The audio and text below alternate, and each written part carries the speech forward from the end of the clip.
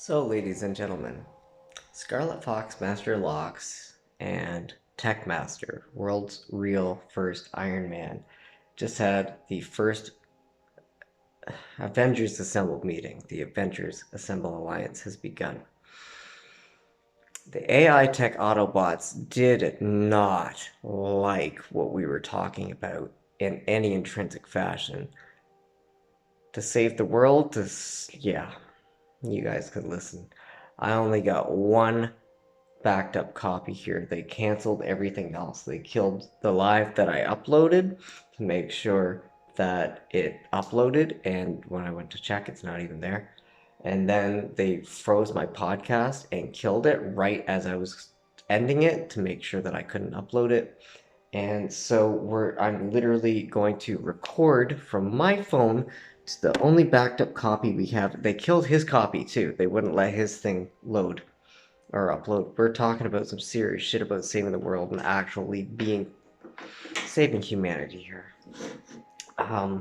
This is only a part of the interview. However, Iron Man and myself just made a really good friendship, and this civil war against the leaders of this planet know it, and they are scared, and that is why all this stuff keeps getting all fucked up. Pardon my butterflies, for I've been akumatized. Play the thing, just play it. And I got to stop that. So, here it is. This is the most ridiculous thing I've ever had to do for recording my stuff.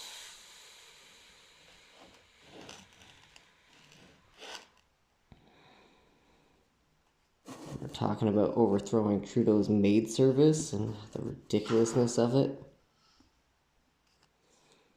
So, this is the only actual copy of the interview between the two of us. Just the two of us. So, watch the video, enjoy. If the phone batteries die, I'm just going to keep doing this and doing this and doing this until we get it right. And we're going to have follow-up meetings together going forward. He loves what I'm up to, I love what he's up to, and it's interesting, uniquely enough, we're both up to the exact same thing. I apologize if this is out of order or out of focus or whatever.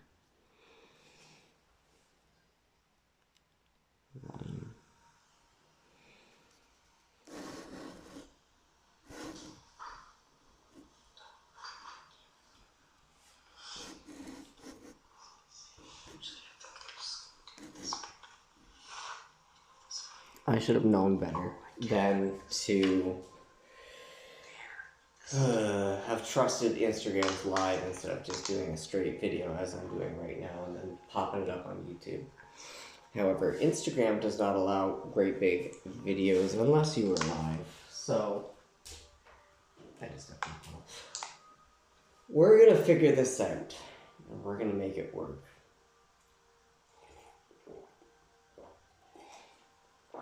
Going to leave the recording studio. Skadudio, there's a word for you, and I shall be back.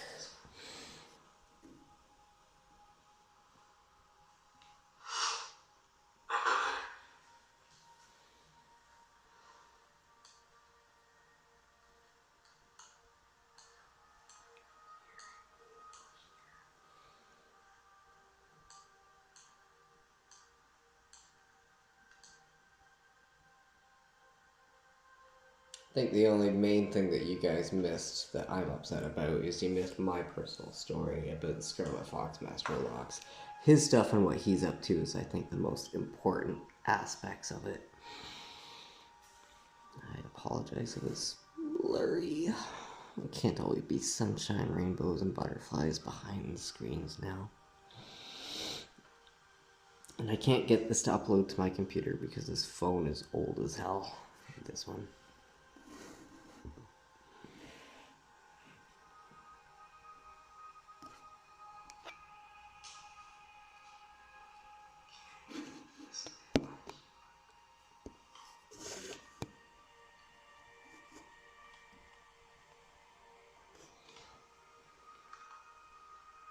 Maybe I'll actually throw this in my editor and see the best that I can do here.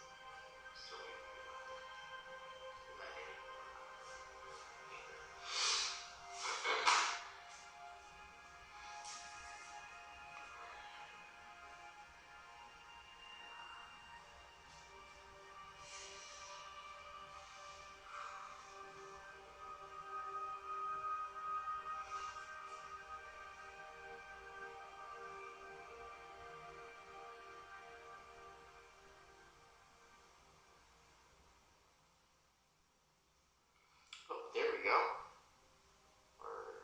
We got it. Hang on, 1 second.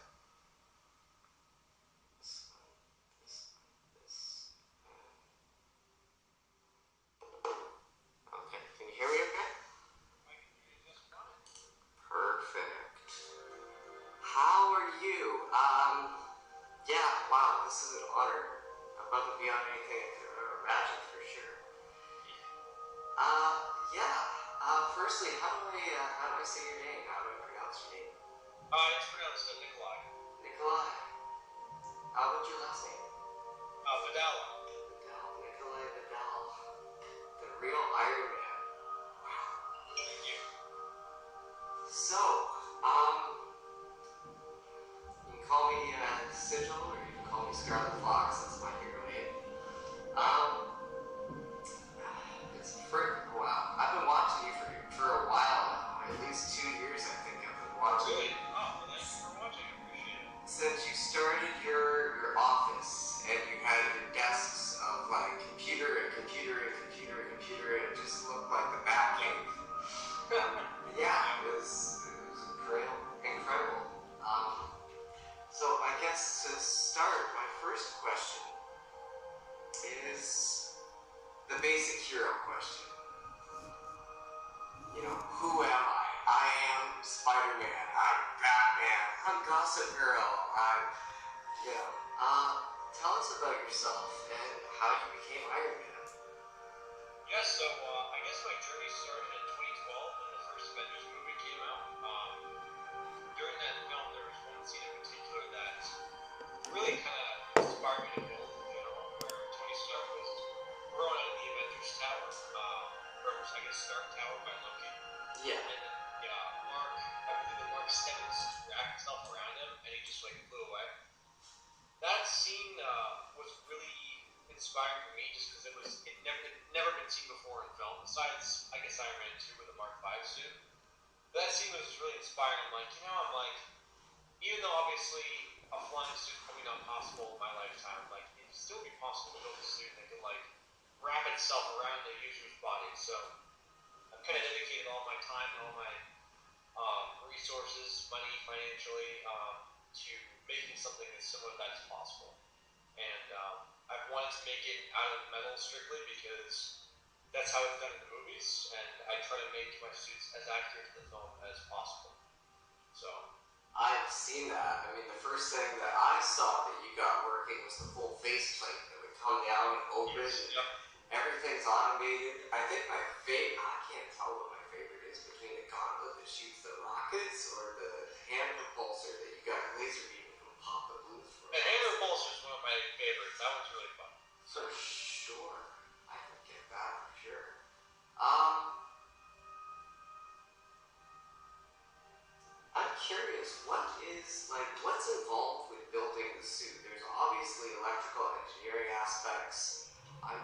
curious, are you a computer programmer as well? It looks like you do all your own metallurgy. It looks like you do all your own welding. Yeah, all the above. I have self-taught myself pretty much I wouldn't say every aspect, but a lot of aspects of engineering. I've taught myself computer science, programming, taught myself metalworking, films, fabricating, welding, plasma cutting. I will be learning 3D printing very soon. I actually have a 3D printer behind me that I haven't even started using yet. And electronics and just basic mechanics. I didn't go to school for any of it. I'm all self-taught, so I've been learning on my own independently for like the last, I'd say about 12 years now. So. That was one of my other questions. I was kind of curious. How long did you sit on this dream of yours of building the suits before you took action? So you're self-taught for 12 years? Yeah, before I took action, let's see, I started building Iron Man based stuff not too long after I saw the first Avengers film. I wasn't like one of those kids who actually saw Iron Man in the theaters when it first came out in 2008. I never really was into the films until 2012, so I really started my journey into learning around that time, 2012. I started with popsicle sticks and hot glue, and then cardboard, and then metal, and just kind of worked my way up from there. So ever since then, yeah, I've learned pretty much everything I know now, and so far, honestly, there's things that I know now and can do that I didn't think I'd be able to do for at least another 10 years. So it's pretty exciting to still be kind of like relatively, on the younger side, and also being able to build these things that really parallel the film. So. Wow. I mean, I think my next biggest, humbling for sure. It's a lot to take in. I think one thing that I want to actually mention to you, sorry, my other phone here is kind of being weird.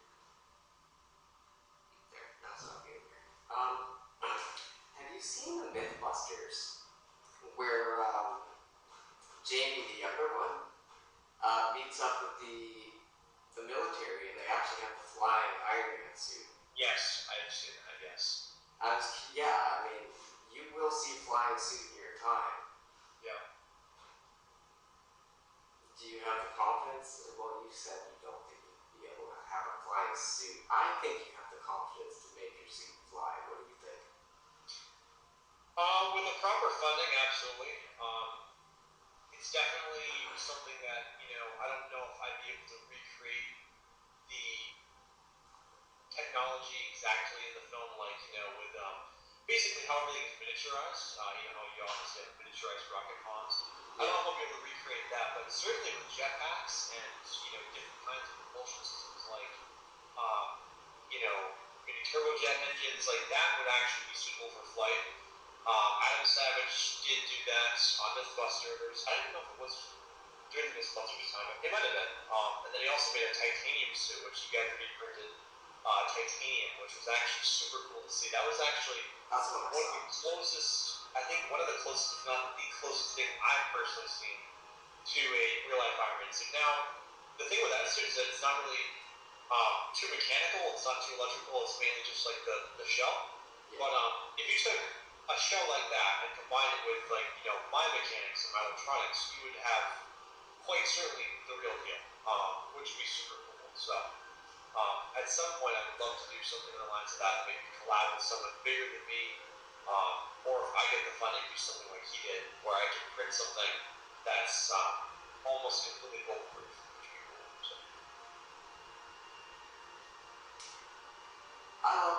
I'm wearing a Kevlar vest personally. It's part of my armor. Oh, nice. Yeah, I'm in Canada, so actually you're just beneath me, so you're probably getting all the snowy weather too. This stuff seals your body heat and airtight. It's great.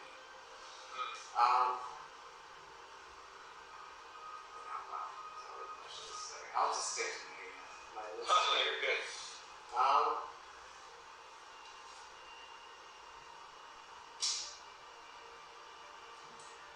Out of your projects, out of all the aspects that are involved, what are the most enjoyable aspects of building the suit and becoming your own hero and as a follow-up, what are the challenges that you gotta face? I've looked into electrical engineering. I know the math that's involved, and yeah, you're a It's smart man, sir.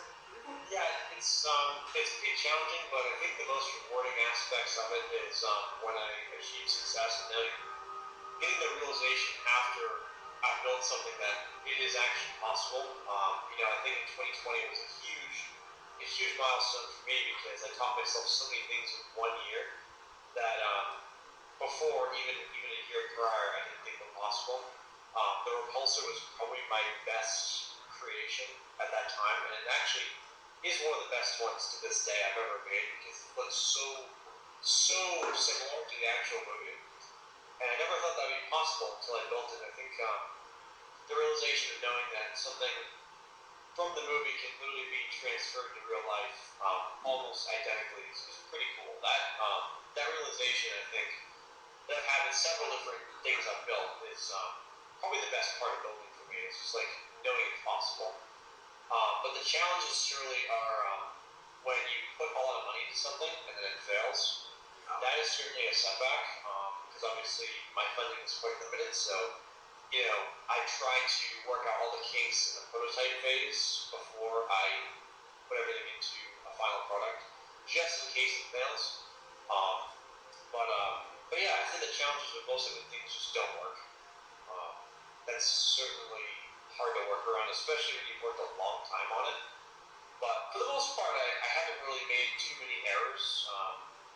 I usually work on a lot of stuff in the prototype phase, so most of my stuff does work pretty good for the most part. So Yeah, the other aspect, your prototypes, the concept that I've watched you design everything, like you said, out of like cardboard and popsicle yes, sticks, how you started, that's the coolest part. Well, I mean, the fact that it works is the coolest part, I think. Curious, when you were, like, how did you get started on self-teaching yourself these things? Where did you start? Programming, metallurgy, welding, electrical engineering? How did you I teach? started mainly with just prototyping with cardboard. That's basically where I started off because from there it's a very good introductory to fabrication because obviously I grew up with a 3D printer. Most of them were very expensive back 10 to 12 years ago. So cardboard was really the only thing I had at the moment. And I used cardboard and hot glue, and that taught me the principles of fabrication. Scaling, designing, drafting. I taught myself a lot of different methods of trying to figure out how shapes bend and how they still look when they're bent. Um, and I basically taught myself just making armor out of that. And then I'm like, eventually it hit me. I'm like, if I can do this on a cardboard, it's applicable for metal as well. If I bend it this way, it's the same exact dimensions for metal. So I started then with metal, aluminum flashing, and then I worked to 16 gauge steel, and I just kind of worked slowly up from there. I'm still at the 16 gauge steel phase just because it's relatively, um, it's not too expensive. I mean, it's gotten a lot more expensive in the last few years, but it's a very good metal to work with because it's very machinable. It's very malleable. You can bend it mostly to how you want, and you can use so much of it. You can use it for bulletproofing. Fun fact: you use three layers of 16 gauge steel to bulletproof up to 22 caliber bullets at close range. Fun fact. So I use a lot of that for my suits at the moment. So, but yeah, mostly I started off with just prototyping with cardboard and metal, and then I started getting the electronics part of it. Making little arc reactors that are battery powered. Teaching myself how circuits work. Different kinds of power sources between batteries, LiPo, um, and yeah. And then after that, um, I think I got into motors, and then that led to programming, and then it just kind of worked its way up from there. So yeah, I started off with fabrication, electronics, robotics, and then eventually later on, started getting the chemicals, and working out how different gases work and everything for repulsors. So um, yeah, once you, I find that if you're really passionate about it, you'll figure it out somehow, no matter how long it takes to still figure out the answer to what you're trying to solve. So. Well, the pronouns to impossible are I impossible. There you go. It's true. So, I'm going to jump into a little bit of my area of expertise here, and I'm going to direct you, if I can find, well, not if, I'll find the videos for you, I'll send it to you. I'm going to send you some really cool information on how to make lightweight, super cheap, superiorly bulletproof materials. Fiberglass. Fiberglass is bulletproof up to like 12 gauge shotgun shells at close range. Oh wow. And all you, I mean, yeah, it's lighter than armor, you only need a little, it's cool. I haven't dabbled into it myself, I don't have funding for what I'm doing. Yeah, I'm like you, I'm just self-funded. But yeah, I myself, I've been through the ringer a few times with being hurt and injured, and I really, again, recover. Which where I live happens to be one of those prohibited things that you can't wear outside your house because it means you're up to no good. However, fiberglass, a full-blown fiberglass batting suit, that's something I want to spin up on my end. And yeah, I'll send you some of the videos I've seen on how to put it together and how well it's tested for ballistics. It's incredible, and especially the fact that it's super cheap and lightweight. And you can coat your suit in it too. Probably I would put it on the inside personally.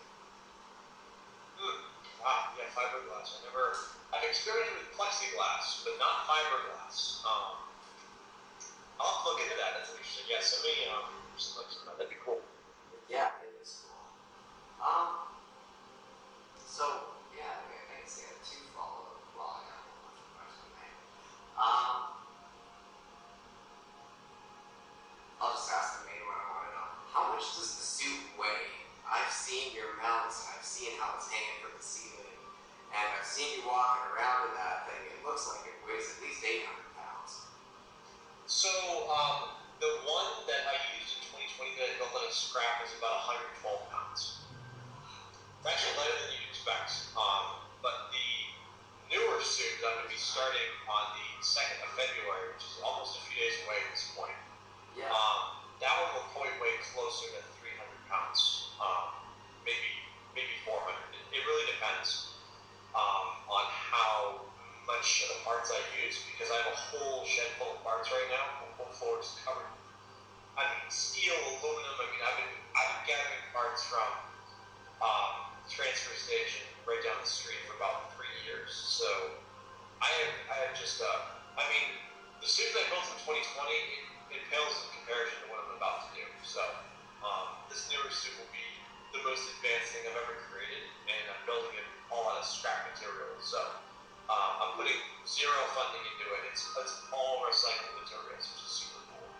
That is cool. That was my other follow-up question there. How do you fund yourself? Like, what do you do for a day job outside of being a hero for yourself? I do basically odd jobs. I've been back and forth between retail jobs ever since I moved up to where I am now for like the last 3 years. So I've done a lot of retail jobs, but it's gotten to the point where it's an endless loop. You know, you figure you start a job and you do that for about 6 months. And it doesn't really go anywhere. You know, you know that you don't want to stay there forever. So then it's like it's just really going to loop. You go from job to job and it never really ends. You know, just to pay the bills and you kind of watch your life go by. And it's a really repetitive cycle that I just want to kind of end at this point, because it's like I'm 25 years old. I have a lot of skills that I've learned myself, and I know that there's real world application for these skills, and I think that if I just try really hard and push as hard as I can, I know that I can simulate the success I had in 2020 times 10, you know, because I was shooting off really well during the pandemic. I had a lot of media outlets, and, you know, people wanted to do podcasts with me, very similar to what we're doing now. I had lots of people that wanted to meet with me. I had offers to go on America's Got Talent. I had offers to go, all over the world. And obviously, um, I had to move due to family factors, and I had to pack up all my stuff for a bit. So all my work kind of got shut down for like probably about 6 months or so, which was pretty big dig into my content, and all the traction I'd got was basically lost in 6 months. So from there, I had to just work all these jobs, retail, go back and forth. But I've been up here for 3 years, and I think I want to try to move this summer. So I'm trying to put all my eggs in one basket right now. I'm doing basically odd jobs, doing snow shoveling, trash removal, a bunch of different stuff, side gigs, to just kind of fund myself, just to let me through it in the meantime. And it's actually funny that we're doing a podcast because either tomorrow or the next day, because I think today's the 29th, so tomorrow or the 31st, I'm actually planning to do a massive, a humongous challenge for myself, something I've actually never attempted, where I'm going to try to get 1 million subscribers on YouTube. I'm probably not going to succeed, but I'm going to go all out on TikTok, Instagram, basically every single social media outlet there is, and just work my absolute hardest to try to get as much as I can, just to kind of make up for the lost time. So that's basically where I'm at now. And I'm pretty excited. This is pretty much, I actually did a podcast with someone 2 days ago, or 2 or 3 days ago, so this is actually the last one, I think, before my big launch, so this is pretty interesting. So today worked out really unique for me too. I was checking my phone, and it was 2 years ago today that my family and I attended the trucker protests. As part of, taking a stand and actually choosing how to be a real hero here in Canada against all the, I'm sure you know what's going on here. I've heard about all that, yeah. It's pretty ridiculous. And I mean, that's part of my Adventurers Alliance here. I want the real adventures to assemble. We're not out to invent anything. But the thing is, I really, really am scared for humanity. And there's so much darkness in the world. And the people need to know that there are good people, good men and women out there who are making a difference, living their passions and living their dreams, and that there is hope for a happy, bright future for each and every one of us. And you don't need to be decked out in your mind with SSRIs and everything else going on. I'm a holistic health coach, and it breaks my heart that in the entheogenic realm, if you haven't heard of that, that's what legalized psychedelics are, magic mushrooms and LSD and dimethyltryptamine and whatnot, MDMA, psychoassisted therapy. Trudeau's lockdowns just killed more people than Hitler. The overdose crisis, I just lost the woman to that. Okay. You don't know why. That's okay. 9 years ago, I was assaulted in a really vicious attempted murder street assault. My girlfriend at the time saved my life. She overdosed and died a few months ago. 1 month before I graduated from nutrition college as a licensed holistic health coach nutritionist. And I could have saved her from the overdose. I could have saved her from the alcohol and everything else. And the overdose crisis here in Canada is ridiculous. If you get magic mushrooms from mycologists and people who grow them to help with the mental health and to help with the physical pain and everything that people are suffering in, it's about $150 a month. If you go through the medical system that was developed by John D. Rockefeller, they charge $5,000 per session. And if you can't afford that, you got Trudeau's maid service, which is the assisted suicide yes, I've heard about that. service. That's free to access. But if you want to stop your depression and anxiety and your suicidal ruminations, $5,000 a month or per session. It's just, this is why I'm doing what I do.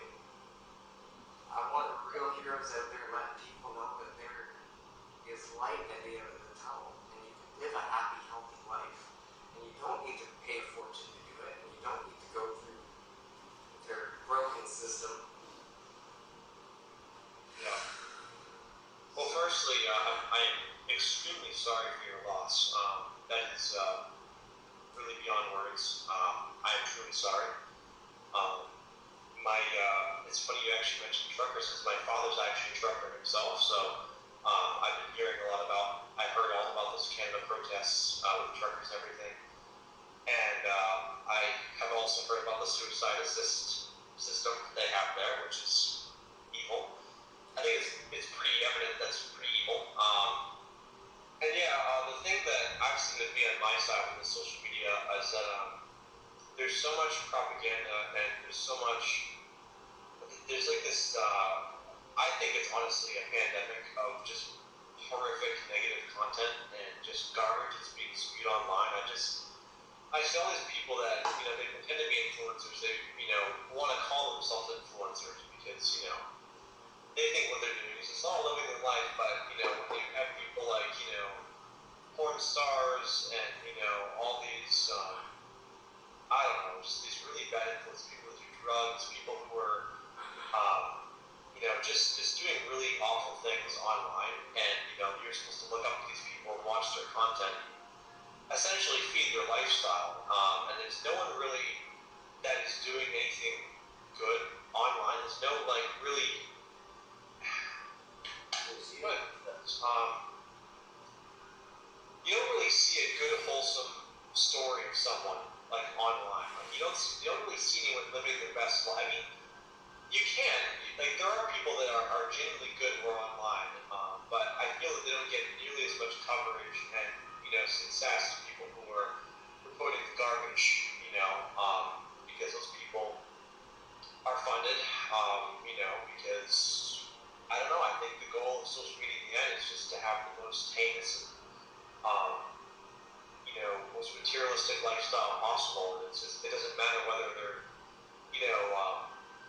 worshiping God or the devil. It's just, they're out to make themselves rich and successful, and they'll do it any way they can, whether it's by pulling people down with them or, just doing the most insane things to just get some views. I've seen pretty much all of it in the last few years, and one of the reasons why I kind of took a break from social media to kind of figure out, who I want to be as well. I didn't want to just be someone who chases the content and views, which I actually found myself doing for a bit in 2020. The fame was pretty overwhelming. When you're 21 and you have all these people, like you went from having like 100 views on YouTube to now like millions. It kind of messes with your head a little bit, And I think I needed to step back to realize, okay, if I'm going to, because I know I can influence people, I know I can have a huge impact on people if I really try. And I think that the time that I've been here, almost, I guess, in an isolation period, has given me time to realize, okay, I want to have a good, positive impact on the world. I want to inspire people. I want to help people. How do I refine my own character in a way that is positive on them and actually, helps them to achieve their own success? Instead of just being successful myself, how do I inspire others too? To be like me. And I think that the time that I've spent here has helped me figure that out. And like you said, you caught me at a really, really, really interesting point in time, because this is right where I started that journey of going all in on social media to try to, show people who I am and how, if you just believe in yourself and follow your dreams and do good for people, like there is a positive outcome. It may take a little longer because it's obviously the harder path, but it's much more rewarding in the end. A lot of people, I feel, take the quick and easy path because it brings immediate success and rewards, but it's not necessarily the most moral path. And I've seen the downfall of a lot of influencers that have gone down that path, and it's very sad. We all know who controls the music industry, we all know who controls the media industry, and they have a very tight grip on these people. Now, these influencers, who are all contracted, they're all managed by different media agencies who don't care about them. They just care about what, message they're sending out. If they can pay someone 10 grand a month to sit in the room and make really just kind of bad videos all day to keep people watching on their platform, they will. They don't care. They don't care, and it's really quite sad. That these people can talk about finding themselves, starting a better path. I've seen a lot of people, for instance, Aiden Ross. I've seen his content back and forth across the last year and a half, where he tries to start a better path for himself, and he gets inspired. And then you hear about how, like, a few months later, he gets addicted to, narcotics, and it's just like, it's really sad. I feel like there are people who are successful influencers who are on the high up levels of social media, but they can't really move forward with themselves. They can't really turn a new leaf because they're too contracted and too deep into the system. So I think for a brighter side of social media, I think it's going to take some people who are at the bottom, who want to get to the top, but are willing to work as hard as they possibly can. Because I feel like the people who are already at the top, it's almost kind of too late for them to turn around because they're too deep into the system. It's almost like Neo in the Matrix. It takes someone who really hasn't been too corrupted by the system to change it. It's kind of a novice, trying to learn everything. Like Neo at the beginning of the Matrix didn't really know what it was, didn't know anything about it. And through the film, you see him kind of like solve it. And it's like stops the bullets, and he discovers himself and discovers the reality around him. And in doing so, becomes the main character and the hero. So I feel like it's going to take someone like that to change the game, and I really feel that my purpose is to be a pioneer in that movement. I really feel that that's kind of my place. So in the next few days, I will begin, and I think history will speak for itself. So.